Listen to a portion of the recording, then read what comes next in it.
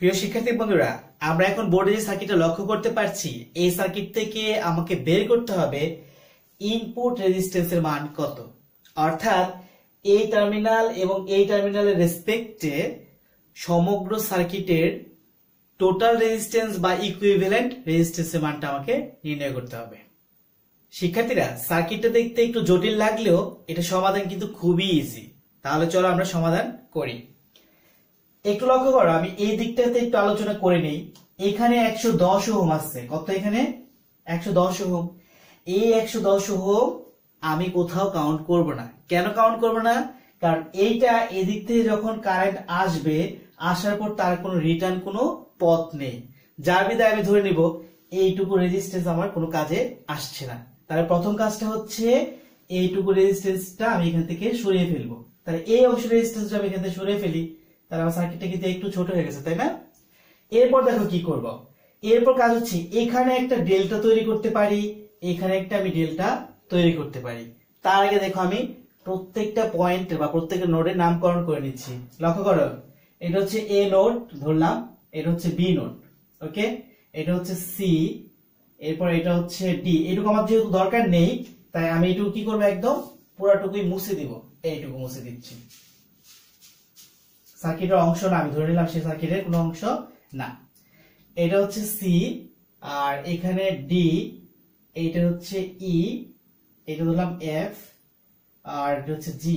তোমার ইচ্ছা তুমি কোনটা ধরবা, আমি জাস্ট আমার মতো করে ধরলাম, ওকে? তুমি অন্য কোনো ভাবে ধরতে পারো।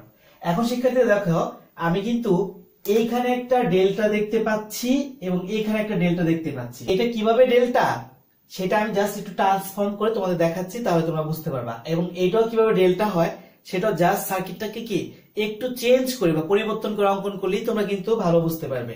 এইটা দেখো, এটা কিন্তু আমি ইজিলি করতে পারি। কিভাবে করব দেখো, আমি জাস্ট এই কর্নারের এই রেজিস্ট্যান্সটা এইভাবে আসছে, এই রেজিস্ট্যান্সটা এইভাবে আসছে, আমি এইভাবে না নিয়ে এটা মিডল পয়েন্ট দিলাম। দেখো, এখান থেকে একটা ডটেড লাইন দ্বারা যদি আমি এই কর্নার বরাবর একটা লাইন টানি, তখন কেমন দেখাচ্ছে একটু লক্ষ্য করো। এই একটা, এবং আবার দেখো এই দিক থেকে একটা টানবো। এখান থেকে যখন একটা টানি, তখন কি দাঁড়াচ্ছে মানটা, অর্থাৎ ত্রিভুজটা কেমন দেখাবে লক্ষ্য করলে। তার মানে এখান থেকে এইটুকু যে রেজিস্ট্যান্স, তার মানে আমি বলতে পারি এখানে যে একটা রেজিস্ট্যান্স হবে সেটা সমান, অর্থাৎ এই রেজিস্ট্যান্সটা যে কথা, এই রেজিস্ট্যান্সটা একই কথা। তার মানে এখান থেকে এইটুকু আমার কাজে লাগছে না, তাই না? অর্থাৎ একই লাইন তো। তারপর ধরলাম যে এই 31 ওহম রেজিস্ট্যান্সটা এখানেই ছিল। এরপর দেখো এখানে একটা 31 ওহম আছে, এইটাও এখান থেকে এইটুকু পর্যন্ত আসছে। তার মানে এইটাও এই বিন্দু এবং এই বিন্দুর সাথে যুক্ত থাকবে একটা ভাবে, আর এই বিন্দু যে কথা, এই বিন্দু কিন্তু একই কথা, তাই না? তাই আমি এই বিন্দুটাকে এখানে নিয়ে আসছি। তার মানে এইটুকু মুছে দিচ্ছি, মুছে দিয়ে এর যে রেজিস্ট্যান্সটা সেটা কিন্তু আমি এখানে দেখাচ্ছি। এটা হচ্ছে তার রেজিস্ট্যান্সের মান কত ছিল, 31 ওহম। তাহলে এইটুকু পর্যন্ত আমি কি করলাম, রেখে দিলাম। তাহলে এইখানে কিন্তু একটা ডেল্টা তৈরি করে ফেলছে, তাই না শিক্ষার্থীরা?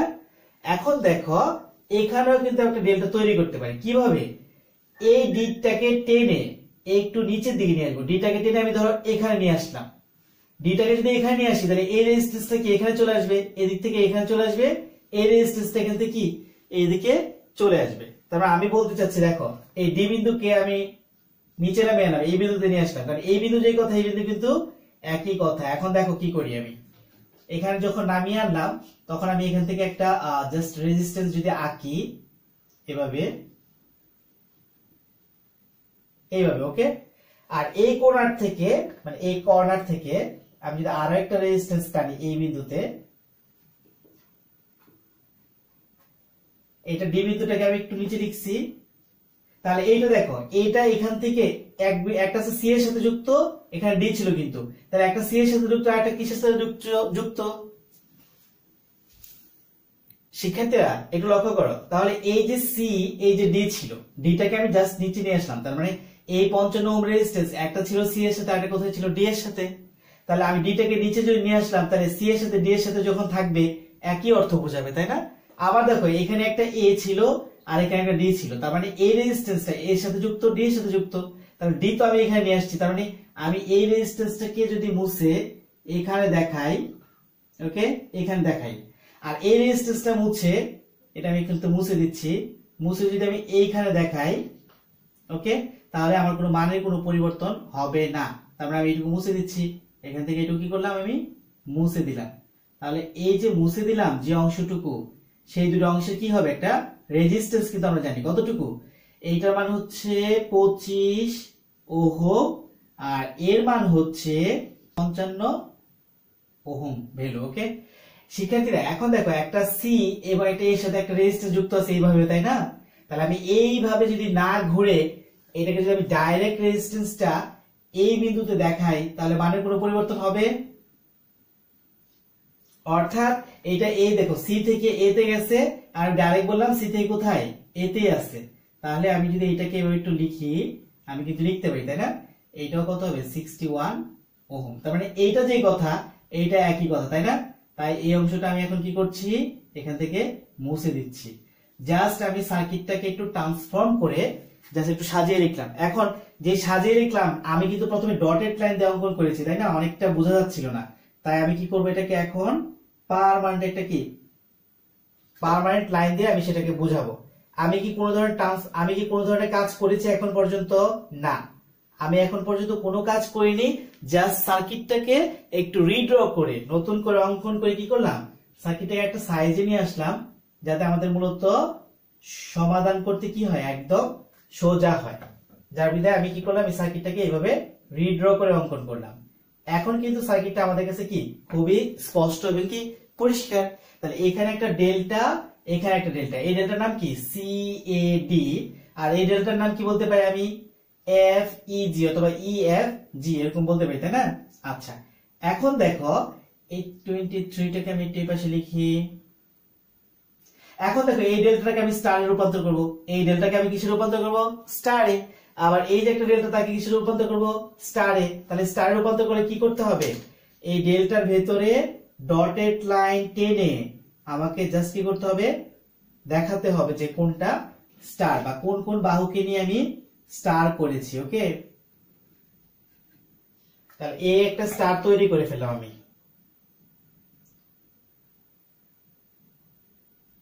এটা কিন্তু একটা স্টার হলো। ওকে, এই বিন্দুটার নাম দিতে পারো তুমি এন, আর এখানে যে রেজিস্ট্যান্স তার নাম দাও। এখানে যে তিনটা রেজিস্ট্যান্স হবে তার একটা নাম দিচ্ছি আমি। এই যে নিচের রেজিস্ট্যান্স একদম নিচে, এইটা একটা নাম থাকবে, এখানে একটা নাম থাকবে, এই রেজিস্ট্যান্সের একটা নাম থাকবে। আমি ধরলাম এইটার নাম হচ্ছে R1, এইটার নাম হচ্ছে R2, আর এটার নাম হচ্ছে R3।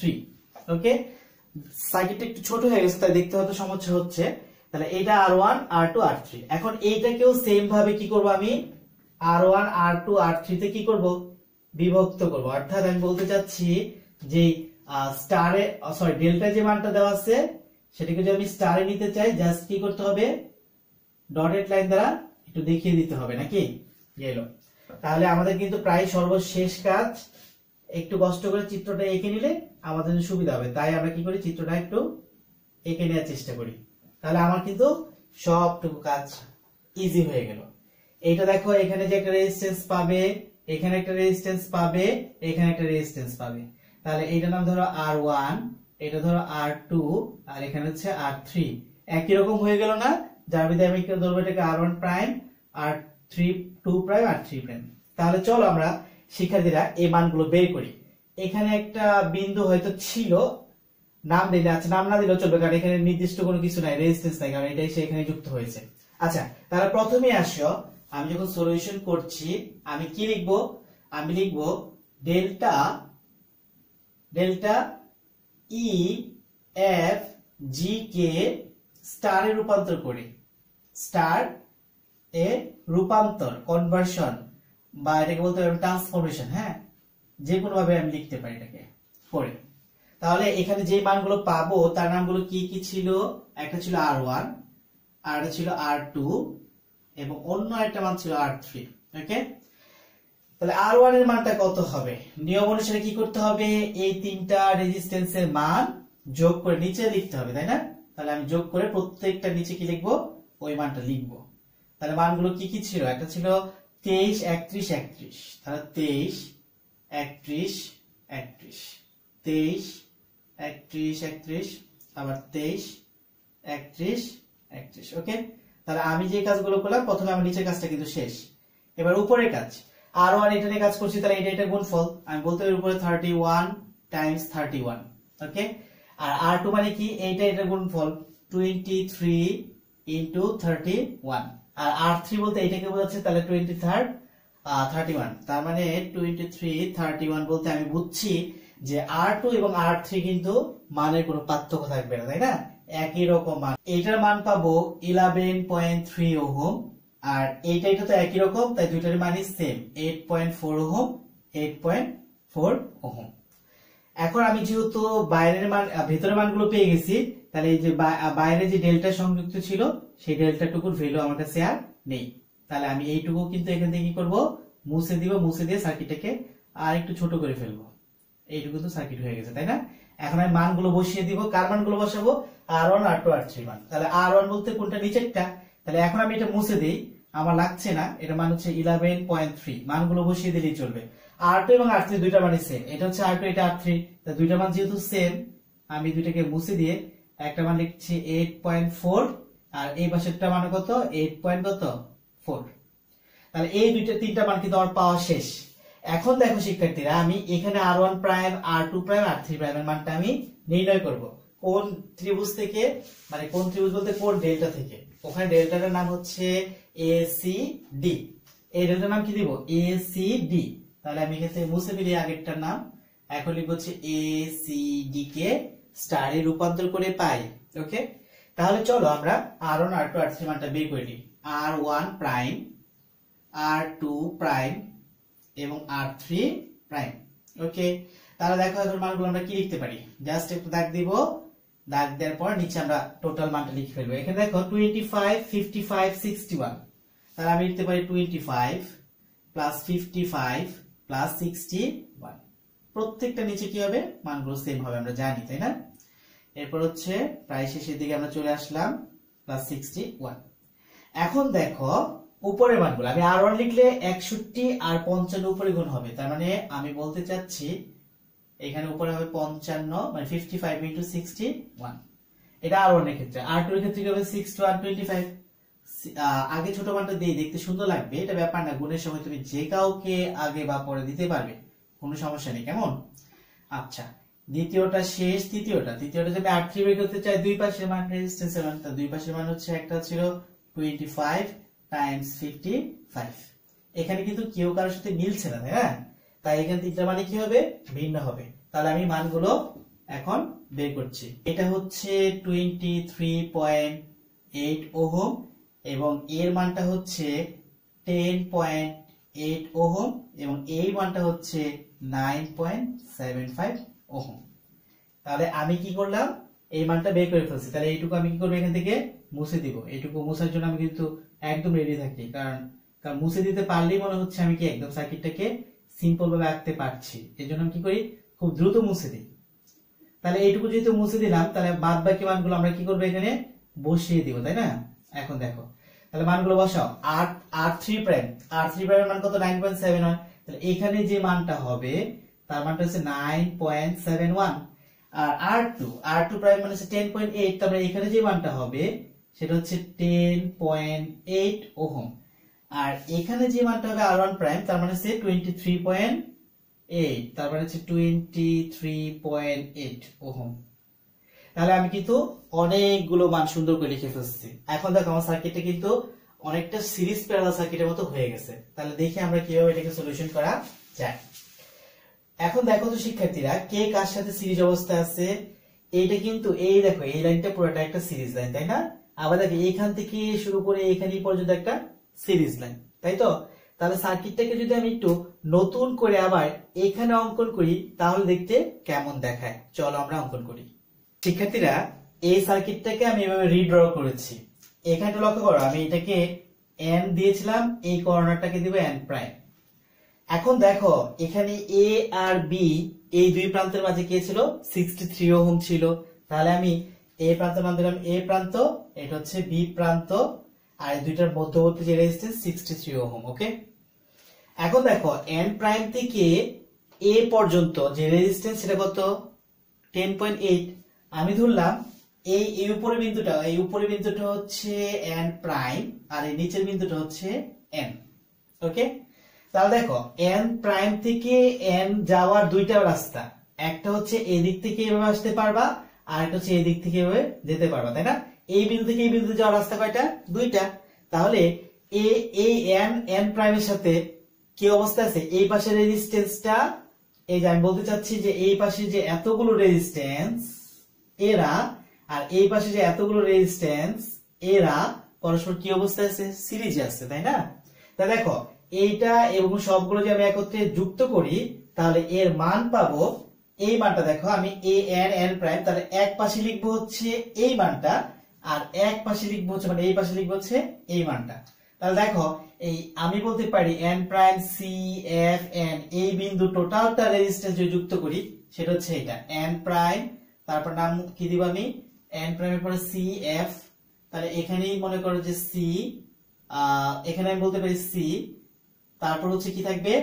এফ, ধরো এটা এফ, তারপর হচ্ছে আবার এম, এরকম একটা দিলাম। হ্যাঁ, তাহলে এখানে সবগুলোই যেহেতু সিরিজ একত্রে যুক্ত করে ফেলবো আমি, তাই এখানে যতগুলো টার্মই আমি দিই না কেন, টোটাল রেজিস্ট্যান্সের মান 78.2 ওহম। কোনটার? n prime C F n।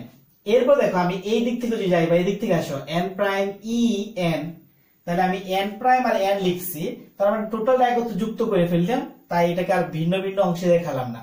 Total যদি তুমি যুক্ত করো এর মান পাবে 32.05 ওহম।